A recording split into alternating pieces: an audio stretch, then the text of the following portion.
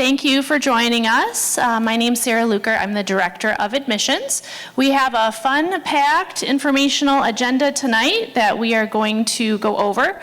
So just to start off by sharing with you what to expect, we're going to start off by kicking it off with some information from financial aid, well, specifically the state with the FAFSA, and Steve Doe will be here for that. Then we're going to hear from financial aid, MCC's financial aid office, followed up with some information about Muskegon Area Promise, and then the Michigan Reconnect program will be here to present for us, followed up with the Muskegon Community Foundation, and then the TRIO Educational Opportunity Center is here, and then I'll follow it up with a wrap-up. You'll have opportunities for questions and answers throughout the night, and then we'll be tabling here at the end of the event to have some personal conversations. So without further ado, I'm going to pass it over to Steve.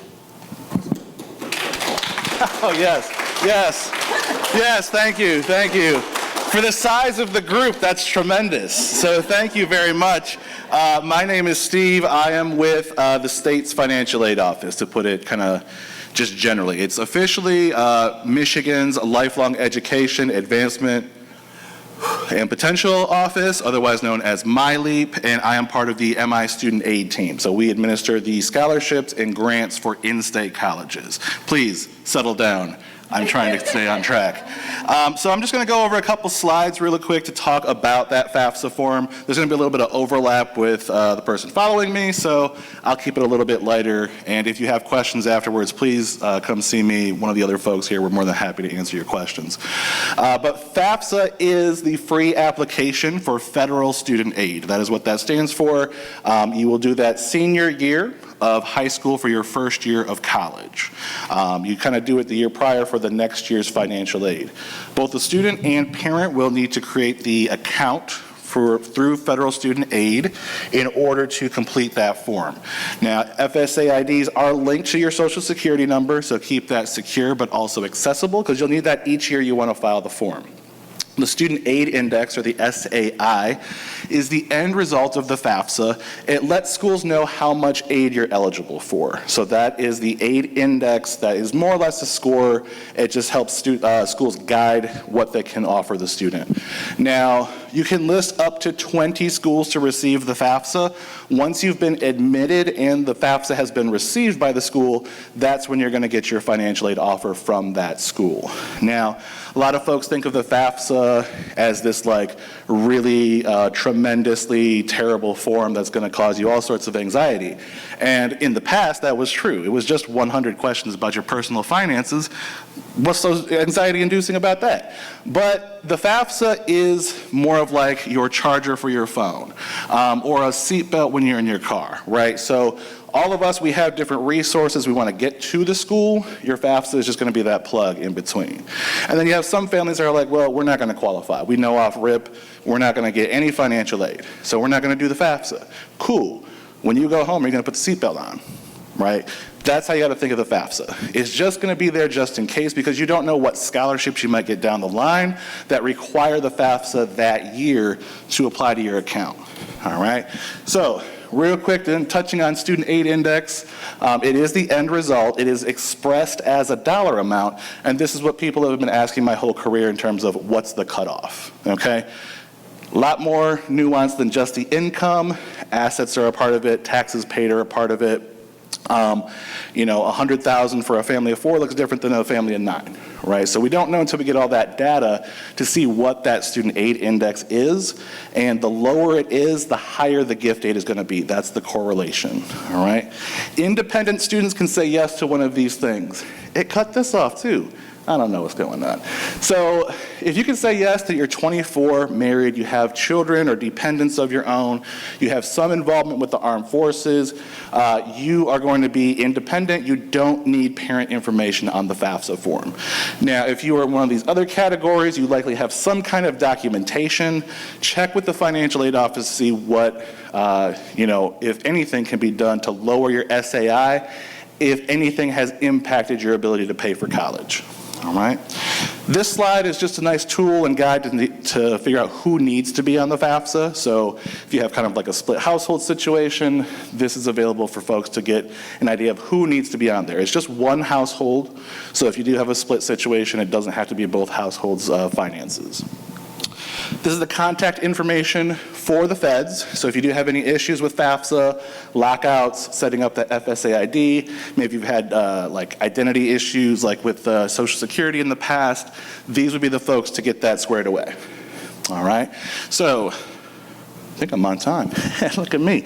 So next we have Leslie from Financial Aid here at Muskegon Community College. I almost said Michigan Community College. Look at me. Statewide with it. But Leslie, thank you for joining us, and it's on to you. Thank you. No problem. All right. Thank you for Steve. I'm Leslie Nelson. I am the Associate Director here at Financial Aid. I really loved your comparison of the FAFSA with a seatbelt, because that's really good, because it's so true. Because you need your FAFSA, even if you're not going to qualify for anything, you might need it for a scholarship, you might need it if you want to be a work study student. We're going to say, well, did you do your FAFSA? We have to see if you have unmet needs, so I like that. Let's see. So what is financial aid? Financial aid is basically any form of funding that helps pay for college.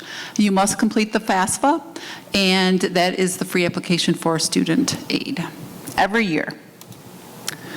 So this, when we have the FAFSA, it allows us to see what you could be eligible from the federal government. It also allows us to see what you're going to be eligible for with the state. If you're going to qualify for the Michigan Community College grant, you might be a TIP student, you might be a Reconnect student, you might be a Michigan or a veteran of armed forces. They have all the information on the state website that we use once your FAFSA is completed. And the college, we need to be listed first on the FAFSA if you're going to go to MCC for the state information, because that's how we see the state information, is whoever's listed first on the FAFSA. When do I submit the FAFSA? The FAFSA comes out, we always say, it comes out, usually it's October. It came out a little bit earlier this year, but we always say at about fall time, start looking to do your FAFSA for next year. Again, you must resubmit it every year, and it uses 2-year prior taxes. So we have a lot of students right now that are saying, I want to come for fall and for 2026, but you guys are going to probably need my 2025 taxes and they're not done yet. That's not the problem. We use the 2 years previous tax information. So once you do this is the FAFSA, this is what it looks like to start a FAFSA. If you need to go into edit it, you can go into edit it. And then if you are a parent, you're called a contributor now, there's a spot for when you go in and accept an invitation to fill out your student's financial aid for them. Or for them, yeah. Once you complete the FAFSA, you'll get a what happens next, congratulations, an email will get sent to you saying it's been processed. Just note that most colleges do not receive that FAFSA for about 5 to 7 days. That's when they download the FAFSA. So if you get an email saying it's been accepted, it doesn't mean your college has it right that moment. So just give it some time if you check up on it, why it's not there yet. It's because it's getting downloaded to the college, and we just downloaded 4,000 of them the other day. So it takes a minute. Once we get your FAFSA, we're going to review it, okay? And then you'll get an email from us or the college that you're going to, and you want to make sure you're checking that, because students can get selected for verification. And when the government says 30% of our students get selected, it means that we might ask for a copy of the taxes. We might ask for a form of how many people are in your household. Where did you go to, if you took any other college classes anywhere else. So there's just a few forms that might need to get filled out. So we always make sure to tell the students to always check your MCC email, your school email, wherever you're going to college. Check that email. Because that's where all of the information goes, okay? Your final decision, college, if you're going to receive state aid, should be the first one listed on the FAFSA. So if you're going to MCC, you want to make sure MCC is listed first. So I just put on here, because a lot of our students don't know once they get the FAFSA done what happens next at MCC. You want to check your self-service under My MCC. Self-service will get you everything you need to know for financial aid. What happens is you're going to go to, under that self-service, you're going to go under financial aid office. It's circled red. And right here is your checklist. And you're going to want to make sure up in the corner that you're going to select what year, because a lot of students don't look at that and they will see something that says, oh, I don't have anything. I'm like, are you checking the right year? So for fall, we're going to make sure it says fall 2026. And then you'll have a checklist. So if we don't have your FAFSA, what this person did not, I think it's me. It doesn't have my name on here, but I did me. I have not submitted a free application yet, the FAFSA, so that's what needs to be done. In the green checkbox here, if there's things that are needed, there would be a red that said things that still need action needed. So students need to make sure that they're checking that. And then we would have information about the account information. And then over on the right here, where it's resources, we have a lot of links for loan information, unusual enrollment, loan for summer, things like that. So things to check out. One of our things that we're very grateful for most of our seniors or any high school graduate from 2023 and on, is the Michigan Community College Grant. That is for any students that have graduated since 2023 that are going to go full-time at the college. It pays for the in-district rate of your tuition and fees. It does not cover books, but it will cover as long as you're going 12 credits or more. Other aid to consider to help pay for college is institutional aids. I will have up here, we do have, and it's just on a black and white right now, but outside scholarship searches like the state of Michigan, the Community Foundation website, and then we also have our MCC scholarships. So those are open right now until May 31st. So we have all kinds of scholarships on our website to apply for. Work study. Work study is where you work on the campus, and you can work up to 20 hours a week, and it's part of your financial aid, but you're getting a paycheck. That's based off the FAFSA, and it's based off having that the student has to show a need through their FAFSA. Other ways to pay for college are student loans. There's the federal subsidized, which subsidized means that there's no interest on the loan while the student is in school. Once that repayment starts, which is 6 months after a student graduates, or if they quit going to school, 6 months after that, they have to start making payments. Then the interest would start on the subsidized. If a student, most of the time a student qualifies for that through the FAFSA, it's based on a need. If they didn't have a need for financial aid, they would qualify for the unsubsidized loan. That one has interest on it. Interest starts right away while the student's in school. The student can choose to pay just the interest payments while they're in school. If they don't, the interest builds up. So we highly encourage, if you have an unsubsidized loan, you don't have to pay it back while you're in school, but we recommend paying the interest while you're in school.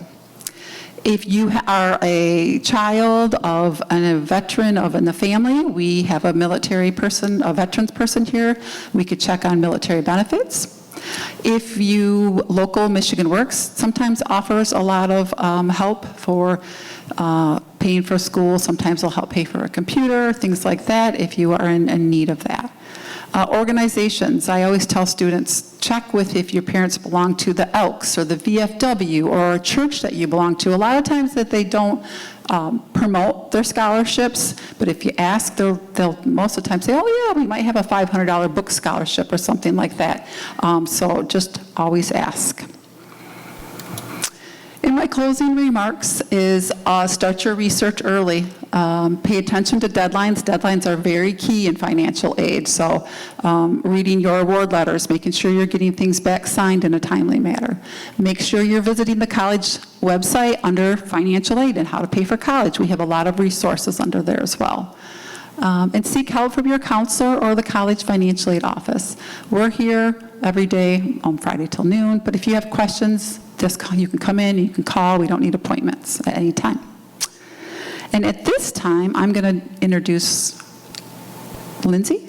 Is Megan coming up too? Oh, I'm going to introduce Lindsay from Promise.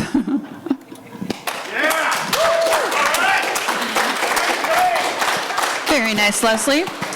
My name is Lindsay Pulsifer. I'm from the Muskegon Area Promise. I am our student engagement specialist. The Muskegon Area Promise is a scholarship for students that live in the Muskegon area while they're in high school and graduate from one of our area high schools. That includes homeschooled students and high schools that are public, private, or charter or academy that are served by the Muskegon Area ISD. We recently changed our GPA requirement. So for the classes of 2015 going forward, the minimum GPA is a 0 as long as you have a high school diploma. So high school diploma, not a certificate of completion or a GED or some other completion standard is required. We have a pretty simple application process. You go to our website by Googling Muskegon Area Promise. You click the orange button that says accept your award, and then we just double check that address when you were in high school and double check that you have your high school diploma. If those match up, then we let the college that you chose, Muskegon Community College, or Baker or Nouveau College of Cosmetology, and we let them know that you have an award, okay? The award is prorated. 25% of your tuition and mandatory fees are covered for each high school year you attended one of our high schools and lived in one of our districts. So for most students, they're getting 100% of their tuition and fees at MCC. And then we also have added a $500 stipend for books, supplies, and other cost of attendance. That, starting next fall, will be every term up to 3 terms, and that money gets loaded into your college account to be spent at the bookstore, the automatic ebook fees, or course fees that you might have. If there's money left from that stipend, that gets refunded back to you, cash, in your bank account if you set up direct deposit, or check to your house, so update your address with the college. And that money is what I am now calling your stay alive money. Get some food, get some transportation, whatever it is that you need, technology, in order to stay alive and survive college. Okay? That GPA and our promise goes back to the class of 2015. So students that maybe weren't eligible when they graduated are now eligible and should find our website and accept their award. Yeah, so yes, Leslie. The promise does not require students to be full-time for Muskegon Area Promise. We require students to take a class. So full-time, part-time, one class at a time, anytime. We are there to support that. We also recently got rid of our use it before you lose it requirement. So it does not have an expiration date. It has an expiration when you earn your degree. So if you are doing MCC, that's your associate's degree.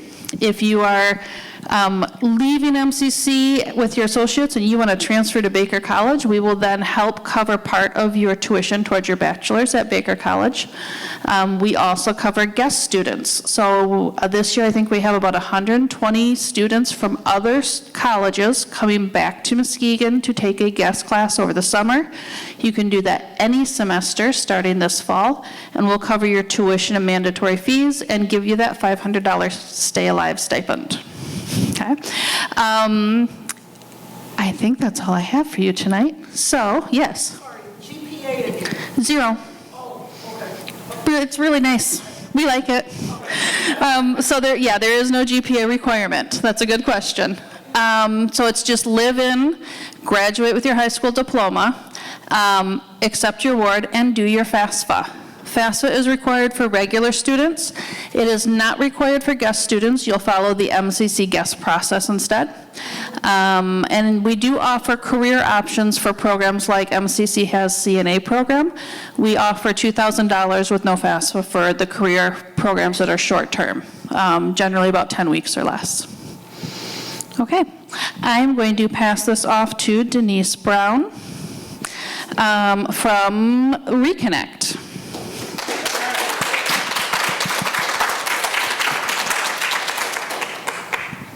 Thank you so much, and good evening, everyone. My name is Denise Brown, and I represent the Michigan Reconnect Scholarship. So, short story, I work on a team with about 12 other, what we call navigators, and a part of this navigator team, we are kind of divided around the state in terms of what schools we service. My schools are in the northern region, so I work a lot with like schools in Traverse City and beyond. So I am always super excited when I get to do presentations in town right here in Muskegon. I am born and raised in Muskegon, so this is it's really good to like be back. Not only am I born and raised, but I used to work here at Muskegon Community College. So any opportunity to get out in the community and share the good news about Michigan Reconnect to Muskegon is like where I need to be. So thank you all so much for having me this evening. But again, Michigan Reconnect. So we are a scholarship through the state of Michigan that supports adult learners. So if there are any, parents here tonight or, from my colleagues or other supports, if you know anyone in the community that is, 25 and older, does not already have an associate degree or bachelor's degree, has graduated high school or received their GED, and has lived in the state of Michigan for a year or more, then this scholarship would be a great opportunity for that particular person or potential student. So Michigan Reconnect can only be used at the local community college. So schools like Muskegon Community College, Grand Rapids Community College, and beyond. This program supports certificates and associate degrees. Pretty much any and all associate degrees, some certificates, as long as the certificates are financial aid eligible. So, just like others where the FAFSA is required, FAFSA is required also for Michigan Reconnect. So we have direct applications. So there are some programs through the state where once you do your FAFSA, that information kind of populates and then it goes to the college. Where with Michigan Reconnect, we do have an application that students have to complete. The way I explain it is that the application is super straightforward. It just asks you general questions about yourself, about your background and your educational background. And then from there, if you meet the eligibility requirements, you are approved right on the spot. The second step from there is then to make sure you complete that FAFSA and then apply to the local community college. And Muskegon Community College has been such a great support with Michigan Reconnect and supporting our adult learners. I also want to mention that the program lasts for 4 years or until a student graduates. And another key thing about our program is that students do not need to be full-time in order to utilize this scholarship, which is a really big piece, especially when we are speaking about and talking about our adult learners who are, balancing quite a few things that maybe some of our younger students are not. So that flexibility and credits and classes during the semester becomes a tremendous piece for that population of students. So you do have to complete 12 credits in a year, but within that year, the academic year, I should say, they kind of have the flexibility to complete that how they see fit. I think we're in our 5th year, so happy anniversary to Michigan Reconnect with plans to continue. So I just think that is amazing. So we do have a table here set up, and so if there are questions post today, or post our presentations, I'll be happy to take some of those questions. And if anyone is, interested in applying, that can be completed today here as well. So I will pass it to.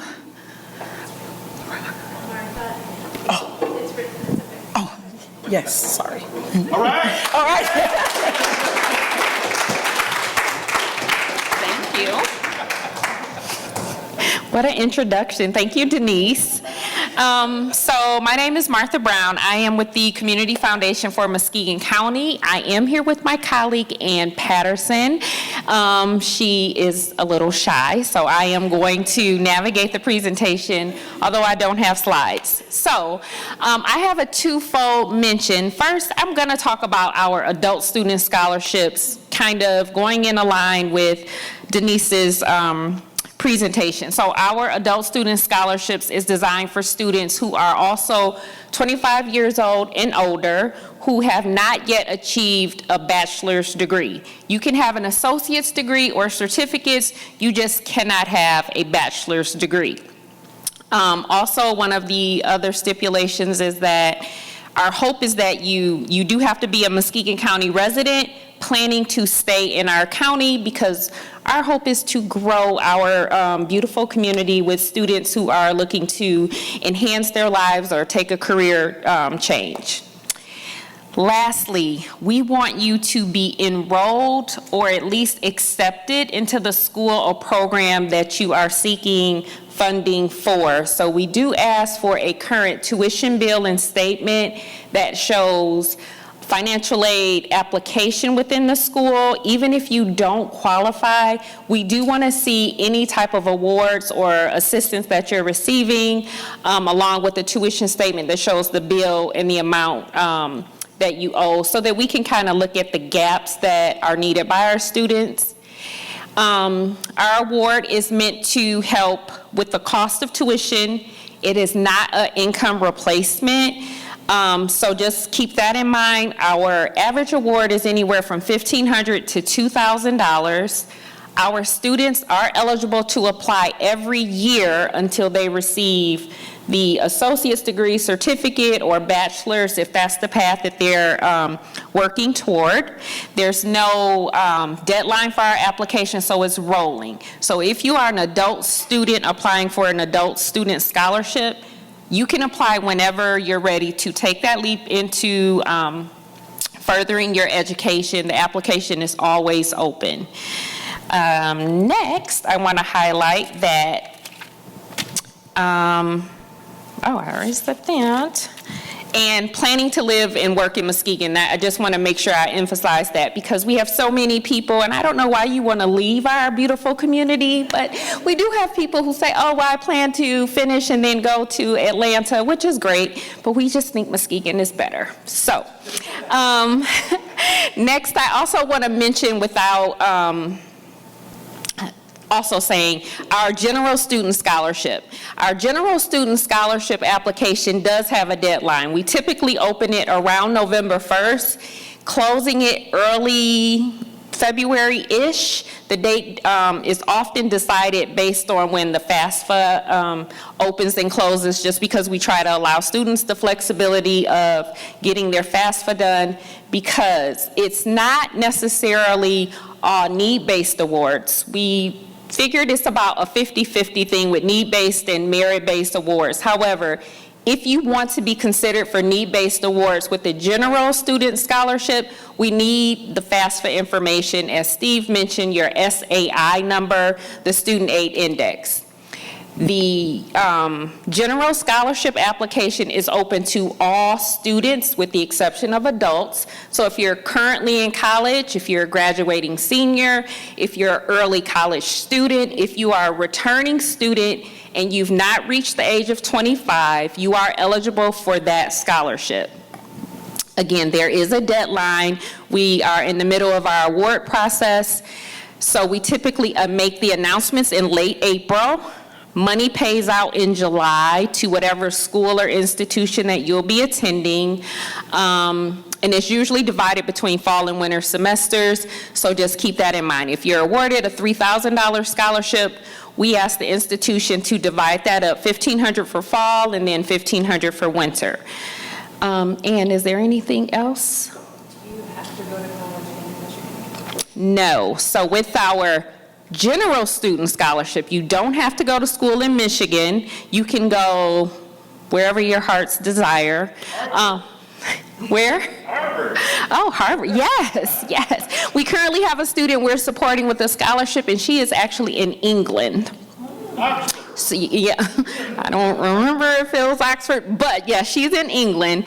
And our general student scholarships, the thing that I love the most about it is because most students think, not me, because I don't have the GPA, I don't have athletic ability, I'm not musically talented, but we say we welcome all students to apply because we have a scholarship that fits just about every student within our county. We have generous donors who understand, who've also may have walked in those footsteps, so just apply, apply, apply, apply. Yes? Have to be used for grades.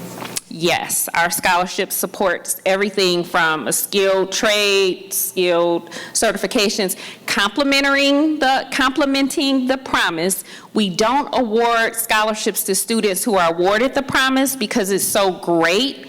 But after you've completed your time with the promise, if you're pursuing anything beyond that support, then that's when you'd be eligible for our general application. Okay, so next I want to pass this over to the TRIO Educational Opportunity Center, and that will be Juan.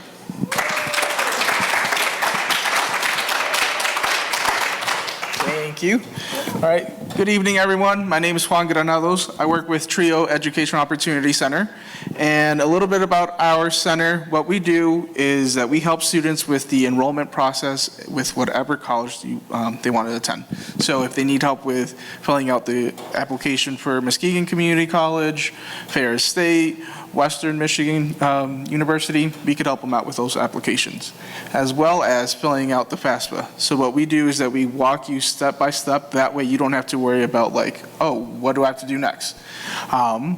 We make sure that you are reading your emails. That way, in case the financial aid department is asking for more verification forms, we make sure that get those filled out.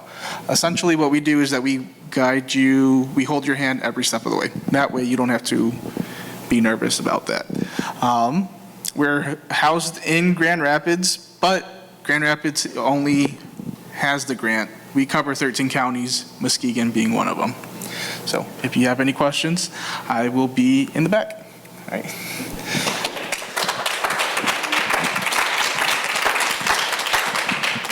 Thank you, Juan. Thank you, everybody, for that great information. So we'll be sticking around, tabling. If you have questions, come up and see us, and thanks again for joining us.